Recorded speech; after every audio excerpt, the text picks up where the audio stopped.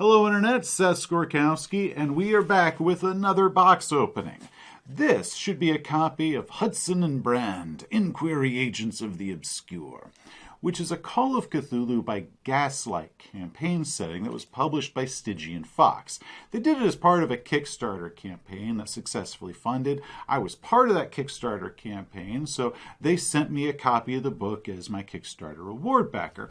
And then I tried to record it as a box opening, and we encountered what we refer to in the industry as technical difficulties, i.e. user incompetence. It was a completely botched job.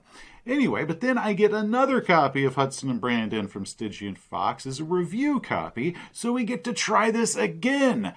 How often do you get to have a round two on these things? Huge thank you to Stygian Fox for this. I do not know what I will be doing with a second copy of it. Maybe I will do it as a giveaway sometime. We will have to see.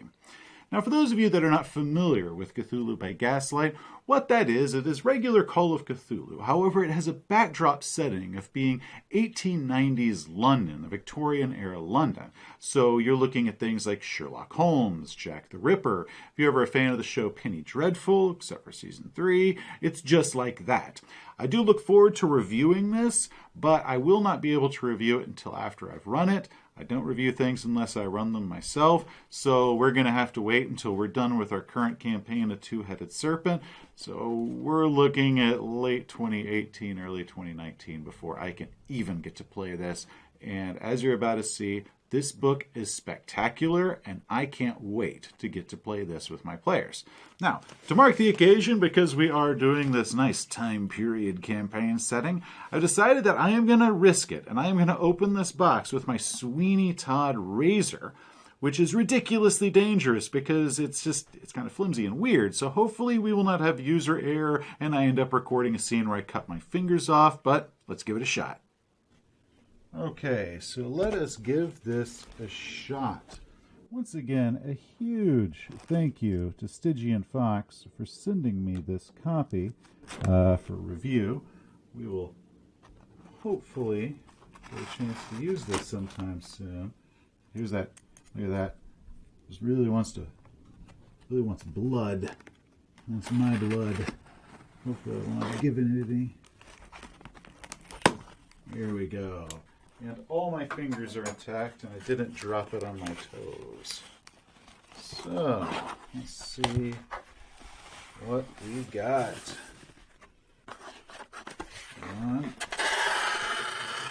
There it is. Hudson and Brand. Get this out of here. Okay, so it's again by Stygian Fox. And it's a good thick hardback here. One thing I do find very interesting is that H and B won, so that means it might not be the only thing they release for Hudson and Brand. But check this out. That's just the title page. Hold on. Look at this. This book is gorgeous. There is everything about this drips style. Now check out this map of London, right? The portable map of London. Okay, huge, right? Look at that. Now, if you get the PDF, of course, with the PDF, you can get this. You can print this out, and you can give this to your players. A good, 2-page size map. But we flip to the back. Going to the back a little early here. You can find the map again, but ginormous. Look at this. This map just goes on for pages. So this is now the top, right? So look at this. 1, 2, 3, 4, 5, 6, 7, 8 pages wide, and then it's tall. It just keeps going. So I don't know if I'm going to print this all out full size and tape it together and completely cover my wall in a map of London. It is extremely tempting, but this is absolutely huge. I like it's got, you can see like the old creases, like it was a folded map. I don't know if this was like an actual map that they put in here, or if they made this.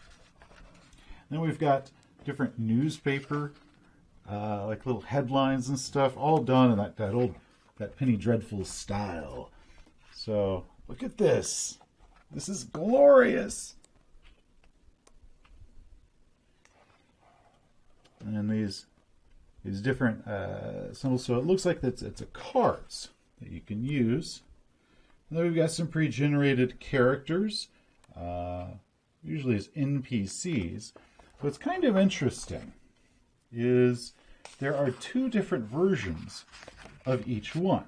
So you see, here we have Madame Yao, and she's not very strong, but looks like she's got a good deck. So you got some stuff on her, some neat stuff about Madame Yao, and then you've got this Eye of Light little green symbol at the top. You flip the page, Madame Yao again. What's this? But now she's got this Eye of Darkness symbol up at the top here. And then when you get to the backstory, it's actually a little bit different. So you've got different versions of these different characters that a game master can use, which is really cool. I'm not quite sure yet how I will use them. It's going to require me actually sitting down to like really play the game, but this is just kind of cool. So, getting back to the beginning part, right? Let's get back into order, Seth. Okay. So, what this campaign is there's the Hudson Brand detective agency, and basically Hudson and Brand have died, and now the characters have inherited their agency. So this little part kind of goes over the world of Cthulhu by Gaslight, talking about class, inherent racism, sexism that you would have had, all that phobia. Then you've got, kind of a little history lesson for those like me that do not have the best knowledge of what London was like between 1880 and 1895. Of course, your different classes, pretty standard stuff that Call of Cthulhu players will get used to. And then it's got this section that's the history of the Hudson and Brand agency, a little bit about Hudson and Brand themselves. And this is kind of the backstory. So we've got the prime years, the later years, and this is all stuff that the game master will know. I guess the players can start investigating this. So this goes over their different cases.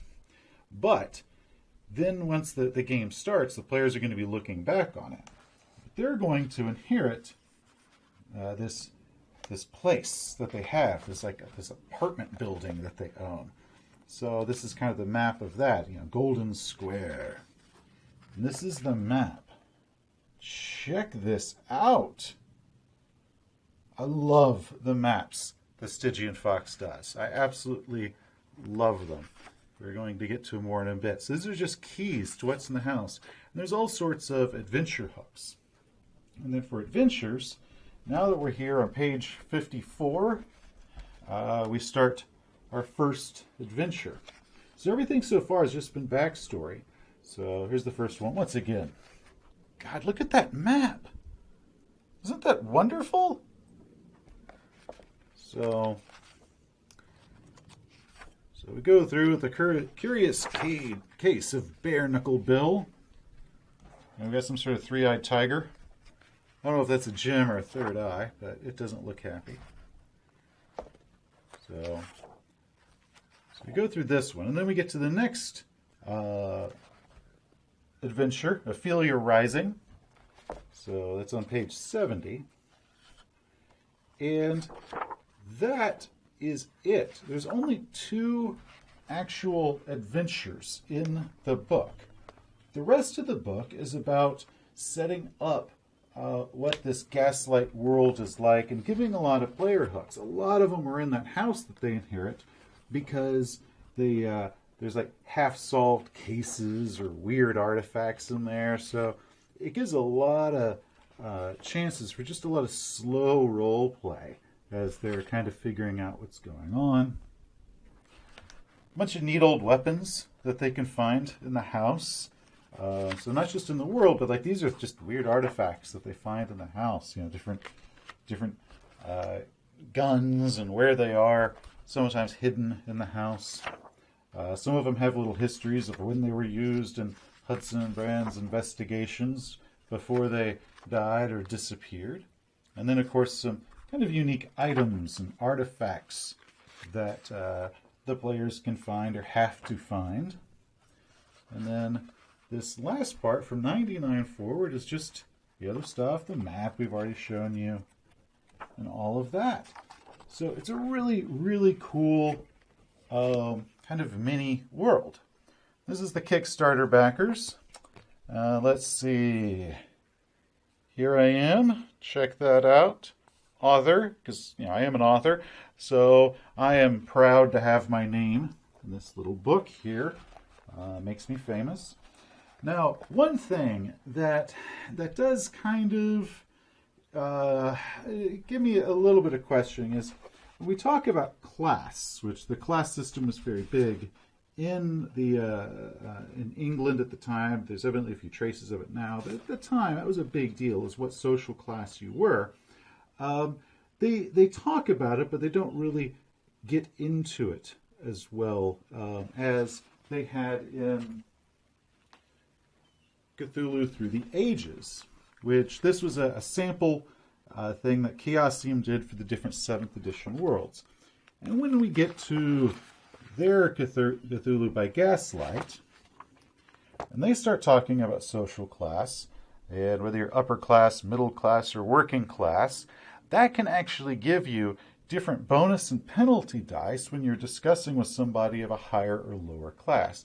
And I thought that was really cool because it's very different than credit, because you can be upper class but poor, but be middle class and rich, and the way people treat you is just as much off money as it is your social class. And I found that really interesting, and there's nothing really in Hudson and Brand that I've seen that really go into that, so I would still incorporate that. Now, the official Cthulhu by Gaslight for 7th edition has not been released yet. Now, Mike Mason had said, I believe in the Facebook Call of Cthulhu group, that should be hopefully getting released later this year in 2018. So hopefully they can pull that off, because then you could take the Cthulhu by Gaslight full rules and then just sort of plug Hudson and Brand into it and be able to play where your characters have this cool house and all these histories and all these characters that they can work with, as well as 2 adventures. So, but that is it.